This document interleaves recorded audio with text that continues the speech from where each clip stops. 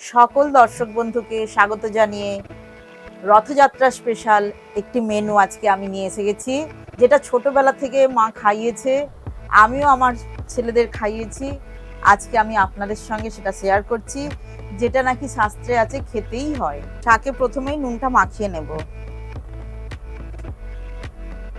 কড়াইতে তেল দিয়ে দিচ্ছি, আর দিচ্ছি 4টে শুকনো লঙ্কা ফোড়ন, একটু ফাটিয়ে দেব, এইতেই ঝাল ঝাল হয়ে যাবে।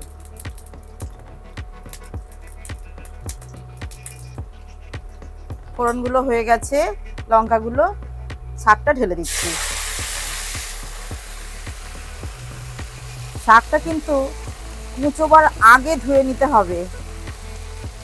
আমি সেই যে ছিঁড়ে পরিষ্কার করছিলাম তখনই ধুয়ে নিয়েছি, নিয়ে জল ঝরিয়ে তারপর কুচিয়েছি, নাহলে কিন্তু পাট শাকে প্রচুর ল্যালে জল বেরোবে।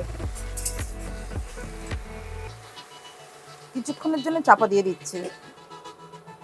দেখি এবার ঢাকনাটা খুলে, বাহ, খুব সুন্দর হয়ে গেছে।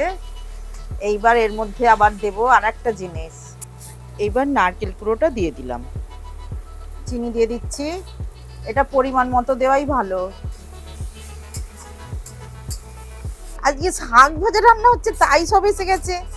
হ্যাঁ, রথের স্পেশাল রান্না বলে কথা, ওই জন্য দুজনেই এসে গেছে। শাক ভাজাটা তুলে ফেলছি, হয়ে গেছে রথের স্পেশাল।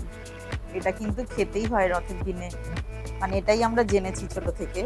এটা আমাদের এখানে এটাই নিয়ম যে রথের দিনে পাট শাক ভাজা খেতে হয়। তবে আপনাদের ওখানে কি নিয়ম কমেন্টে লিখে জানান, তো সেটাও আমার জানা হবে। আর আমার সম্পূর্ণ ভিডিওটা দেখার জন্য অসংখ্য ধন্যবাদ।